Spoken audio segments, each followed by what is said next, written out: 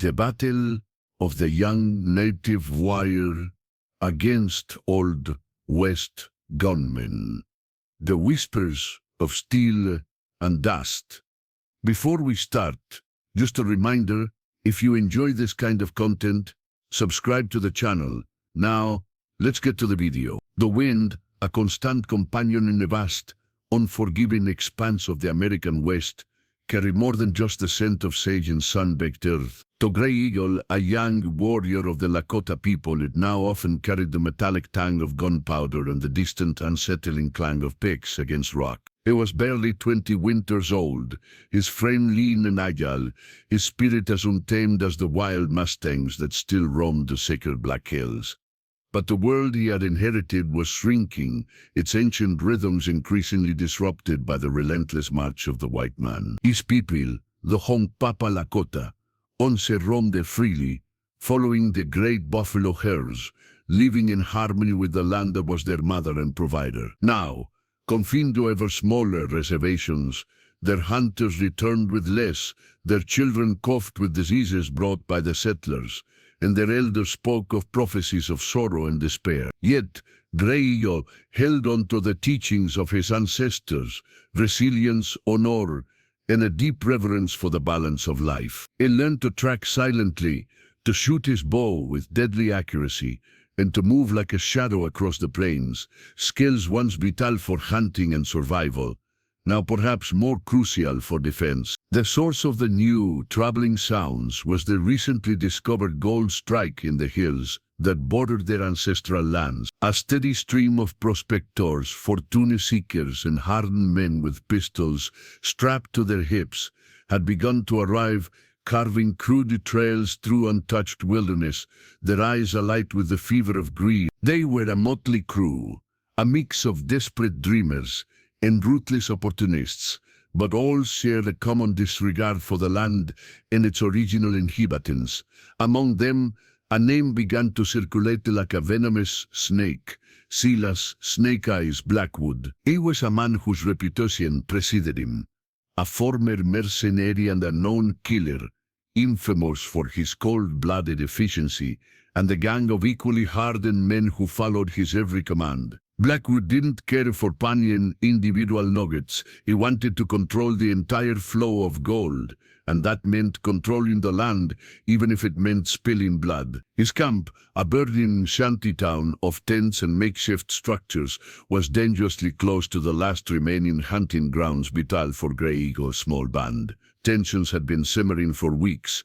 Warnings were ignored. Small skirmishes over waterholes escalated into volleys of rifle fire. The Lakota, with their ancient customs and understanding of peaceful coexistence, found themselves confronted by a force that understood only acquisition and dominance. The elders, weary from decades of broken treaties and relentless pressure, urged caution, but Gray Eagle felt the fire of his youth and the weight of his people's future burning within him. He saw the slow strangulation of their way of life, and his spirit chafed at the passivity. One crisp autumn morning, a group of Blackwood's men, bolder than usual, rode deep into the hunting grounds, not merely prospecting, but deliberately setting fire to a section of the forest to clear it for their operations. The smoke, thick and black, rose into the sky like a funeral pyre, a direct insult, a desecration. It was a calculated move to drive away the remaining buffalo, and with them, the Lakota hunters. Gray Eagle, out on a solo hunt, saw the plumes of smoke. His heart tightened in his chest, a cold dread mixing with a searing rage. He knew that patch of forest, knew the nesting sites of the hawks, the den of the foxes, the ancient trees that had stood for centuries. This was not just land, it was life, sacred and irreplaceable. He rode hard, urging his pinto pony, swift wind, through the familiar terrain. He arrived at the edge of the clearing, concealed by the remaining trees, to find 3 men on horseback, laughing as the flames consumed the dry underbrush. They were armed with rifles and revolvers, their faces grained with dirt and smoke, their eyes alight with a cruel satisfaction. His first instinct was to charge, to strike them down for their blasphemy. But the teachings of his mentors, the wisdom of the hunt, tempered his rage. This was one. They were three, and armed with powerful firearms. A direct confronter would be foolish, suicidal. He needed to be smart, to fight with the land as his ally, not against it. He is mounted, tying swift wind securely in a hidden copse. He moved like a wraith, using every shadow, every rock, every deep in the terrain as cover. He circled wide, studying their movements, their patrol patterns, the way they held their weapons. His bow was strong, his quiver full, each arrow fletched with the feathers of a hawk, imbued with the spirit of the hunter. The men finished their vile work, the fire now raging uncontrollably, spreading wider than they likely intended. They turned their horses back towards their camp, their task complete. As they passed a narrow gully, Grey Eagle made his move. His first arrow found its mark with a soft thud, silencing the laughter of the lead rider as he tumbled from his horse, an arrow buried deep in his chest. The other two reined in their horses, startled, looking around wildly for the unseen assailant. They were gunmen, accustomed to open standoffs, not the silent, deadly precision of a hunter. "Show yourself, you damned redskin," one of them bellowed, drawing his pistol. Grey Eagle did not show himself. He melted deeper into the brush, reloading his bow with practiced ease. The second arrow flew, striking the horse of the second man in the flank. The horse shrieked, bucking violently, throwing its rider to the ground before galloping off in terror. The man lay stunned for a moment, his rifle skittering away. The third man, more experienced, immediately dismounted, taking cover behind a cluster of boulders. He leveled his rifle, scanning the tree line, his finger twitching on the trigger. He knew what kind of enemy this was, one that vanished as quickly as he appeared. Grey Eagle knew he couldn't afford a protracted gunfight. He didn't have the ammunition, nor the heavy cover. He had to finish this quickly. He needed to draw the last man out. He let out a piercing war cry, a sound designed to enerve, to call forth ancestral spirits, to echo the wildness of the land. It came from a different direction than his last shot, disorienting the gunman. The man, rattled, peered over the boulder, his rifle swinging wildly, trying to pinpoint the source of the chilling sound. In that split second, Grey Eagle rose, his third arrow already knocked. He released it, a whisper of death, straight and true. It struck the gunman in the shoulder, not a killing blow, but enough to send him staggering back, his rifle clattering to the ground. The man cried out, clutching his wound. Grey Eagle moved and then, not to kill, but to disable. He knew that taking lives, even of those who sought to harm his people, was a heavy burden. But this act was a warning. He approached the injured man, who lay whimpering, his face pale with fear and pain. He kicked the rifle and pistol away, then, with a quick, practiced motion, bound the man's hands tightly behind his back with a strip of leather he carried. He stood over the man, his young face grim, his eyes holding the ancient fire of his people. "Tell Blackwood," he said, his voice low and firm, speaking the few words of English he knew. "This land is not yours. The fire will not take it. The Lakota will not fall." Then, he vanished into the smoke-filled woods, leaving behind the three gunmen, one dead, one horseless and stunned, and one bound and bleeding, a messenger of the silent, deadly force that still protected the heart of the Black Hills. The first skirmish was over, but Grey Eagle knew, deep in his spirit, that this was merely the prelude to a much larger, bloodier battle to come. The injured gunmen, eventually found by a search party from Blackwood's camp, delivered Grey Eagle's message, albeit embellished with the fear he had experienced. Silas Blackwood listened, his snake eyes narrowing to slits, a cruel smile playing on his lips. "So, the damn savages still have some fight in him, do they?" He drawled, pushing a chew of tobacco to the side of his cheek. Good. Makes it more fun. Blackwood was not a man to tolerate defiance. He understood force, and he intended to apply it. The burning of the forest had been a test, a probe. Grey Eagle's swift and brutal response confirmed his suspicions. There was a guardian in these parts, a native warrior who understood strategy, not just brute strength. This made the game more interesting for Blackwood, who thrived on confrontation. Word of the incident spread quickly through the burgeoning mining camps. Some prospectors, wary of tribal conflict, considered packing up. Others, hardened by the frontier life, saw it as an inevitable part of settling new territory. Blackwood, however, leveraged the fear and resentment. He painted Grey Eagle as a dangerous renegade, a threat to white expansion, and rallied his growing gang with promises of swift retribution and unchallenged access to the gold. For Grey Eagle, the encounter had been both a victory and a stark reminder of the odds stacked against him. He had protected the land, but he had also provoked a powerful enemy.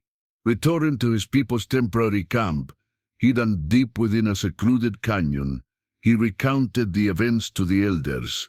Old Man River, the wisest among them, his face a map of countless seasons, listened intently. "You have shown courage, my son," he said, his voice raspy. "But you have disturbed the snake in its slumber. It will awaken with fury. Then we must be ready." Grey Eagle replied, his jaw set. "We cannot let them take our last lands, our last hunting grounds. If we do not fight here, our spirit dies." The younger warriors, emboldened by Grey Eagle's success, echoed his sentiment. But the elders knew the cost of war. They had seen their fathers and grandfathers perish against the white man's superior numbers and weaponry. They understood the power of the repeating rifle, the ruthlessness of men like Blackwood. "We are few," Old Man River reminded them. "Their guns spit fire like a hungry spirit. Our arrows are swift, but they are not enough." Grey Eagle spent days in meditation and strategic planning. He walked the land, felt its pulse, listened to its whispers. He knew every ravine, every hidden spring, every rock formation. This was his advantage.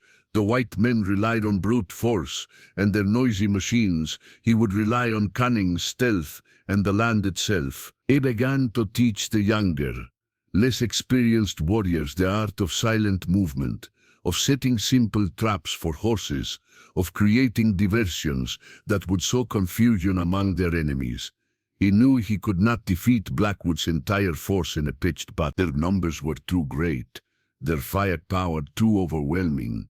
His aim was to make the land so hostile, the cost of extracting gold so high, that Blackwood would eventually abandon his efforts. It was a war of attrition, of spirit against greed. Blackwood, true to his nature, escalated his campaign. He sent larger patrols, armed with new rifles, deeper into the native lands, setting up crude outposts and openly staking claims. They cut down trees, diverted streams, and blasted rock faces. Their operations a relentless assault on the natural world.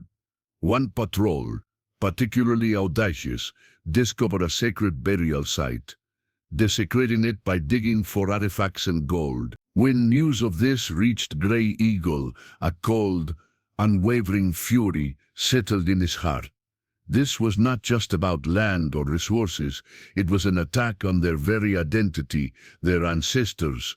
The line had been crossed. He gathered a small group of his most skilled and trusted warriors, 5 others, including his cousin, Swifter, a quiet but deadly shot with a rifle taken from a previous skirmish. They moved under the cover of night, slipping past Blackwood's crude defenses. Their target was the outpost closest to the desecrated burial ground, a small blockhouse built near a water source.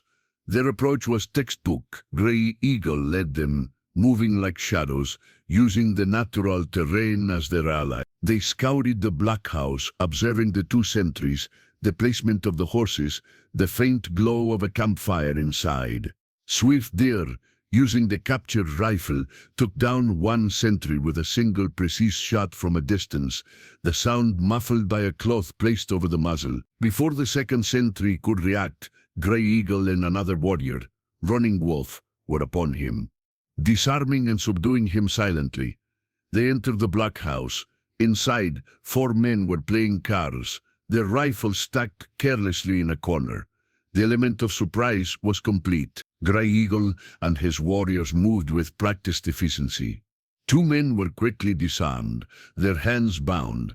The other 2, who reached for their weapons, were met with the swift, decisive strikes of war clubs, rendered unconscious but alive. They did not kill those they could subdue. This was not a war of extermination for Grey Eagle, but a battle for justice, for defense. They confiscated the gunmen's rifles, ammunition, and horses. They then systematically destroyed their supplies, spilling their water, burning their food, disabling their prospecting tools. On the wall of the blockhouse, Grey Eagle painted a symbol of his people, a warning, a reclamation. They left the bound and unconscious men in the silent blockhouse, a chilling message for Blackwood. But as they made their way back to their hidden canyon, using the captured horses to carry their new arsenal, they encountered a much larger patrol, led by Blackwood himself. It was a stroke of cruel fate, a chance encounter in the vast darkness. Well, Blackwood sneered, his voice cutting through the night. Looks like we caught some red-skinned through the night. Looks like we caught some red-skinned thieves. And you, boy, his eyes fixed on Grey Eagle, you're the one who started all this trouble. Blackwood's men, numbering a dozen, immediately fanned out, surrounding Grey Eagle's small group. The rifles were leveled, glinting in the pale moonlight. Grey Eagle and his warriors, though armed with new rifles and their bows, were severely outnumbered and caught in the open. Swift Deer clutched his rifle, his knuckles white. Running Wolf drew his war club, ready for a fight to the death. "Drop your weapons, savages," Blackwood commanded, his voice dripping with condescension, "or we'll put you down like the dogs you are." Grey Eagle looked at his warriors, then at the menacing ring of gunmen. He knew a direct fight here would be a massacre. But surrendering was not an option. His mind raced, searching for an escape, a way to turn the tables in this deadly game. The serpent had tightened its coil, and they were caught within its deadly embrace. The air hung heavy with tension, thick with the scent of pine and the metallic tang of fear.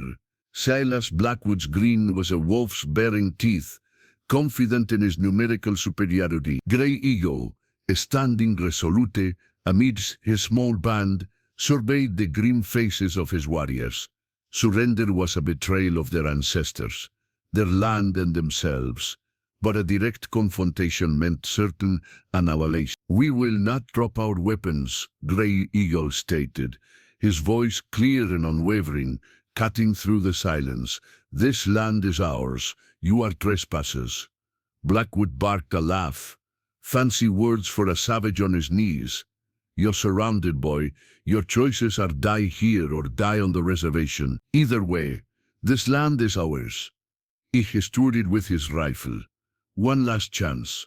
Throw down your sticks and bows, and maybe, just maybe, I'll let you live to fetch water for my dogs." Grey Eagle's eyes, normally calm and reflective, now burned with the controlled fury of a prairie fire. He glanced quickly at Swift Deer, then at Running Wolf. A subtle nod, barely perceptible. They understood. "We choose neither," Grey Eagle declared, and in a single fluid motion he drew an arrow, knocked it, and sent it flying, not at Blackwood, but at the lantern hanging from a nearby saddle, plunging a section of the clearing into deeper shadow.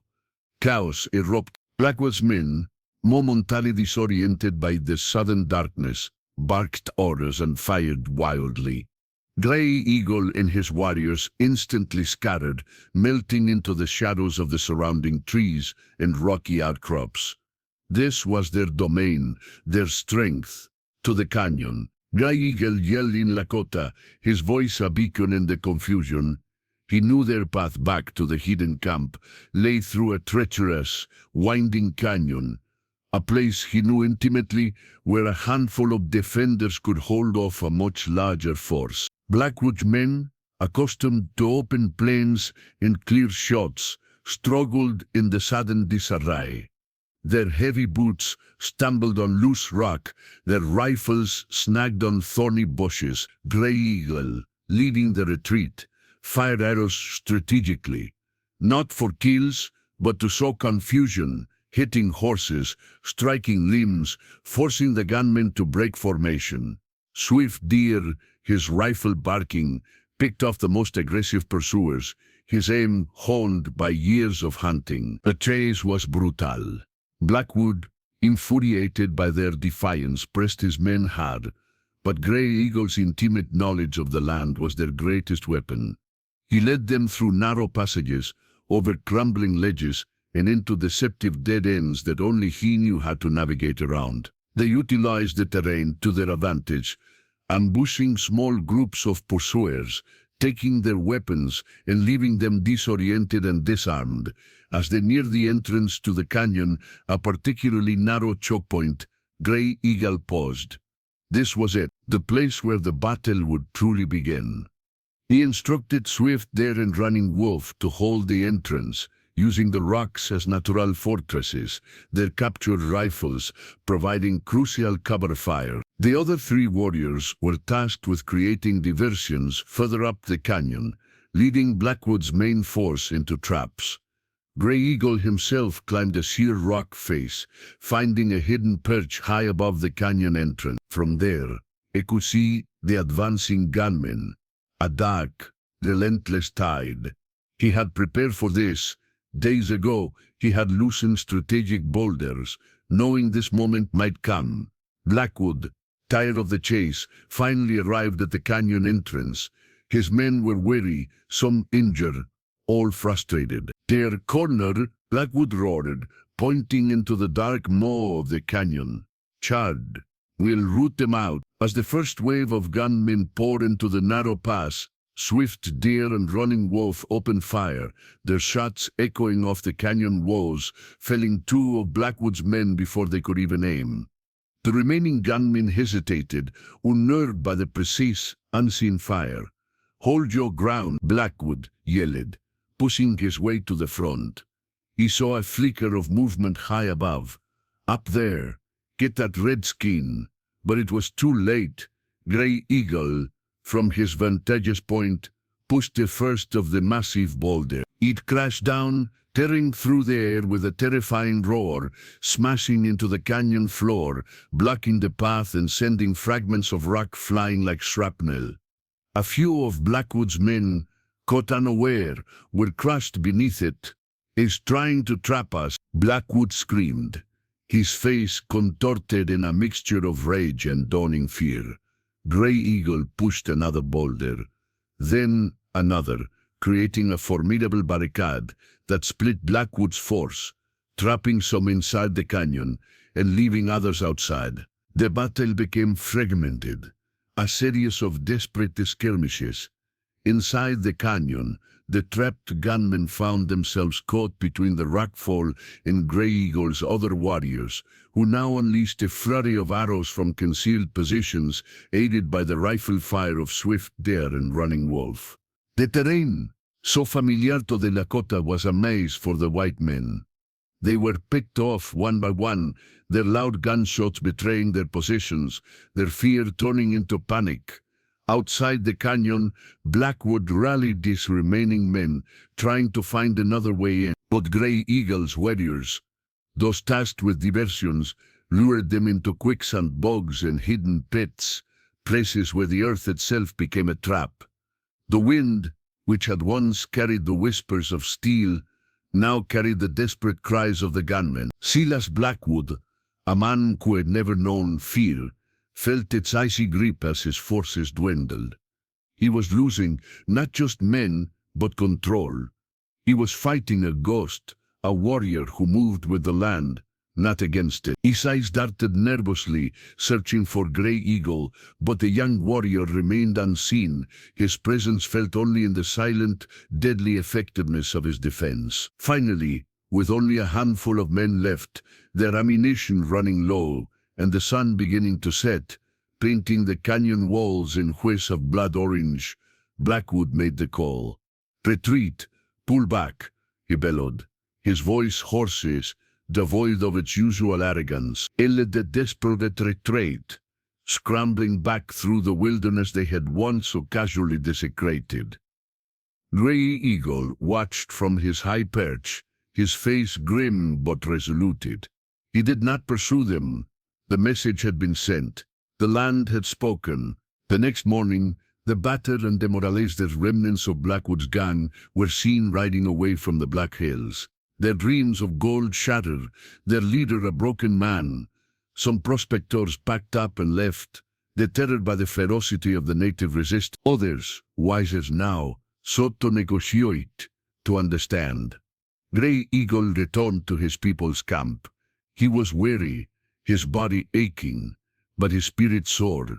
He had not fought alone. He had fought with the strength of his ancestors, the wisdom of the earth, and the courage of his small band of warriors. He had not sought to conquer, but to defend.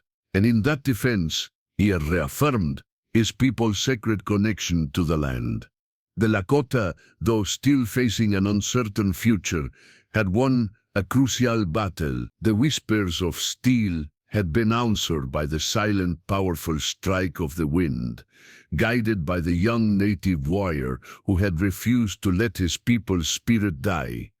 The land remembered, and the wind had indeed struck. The Black Hills breathed a little easier for now.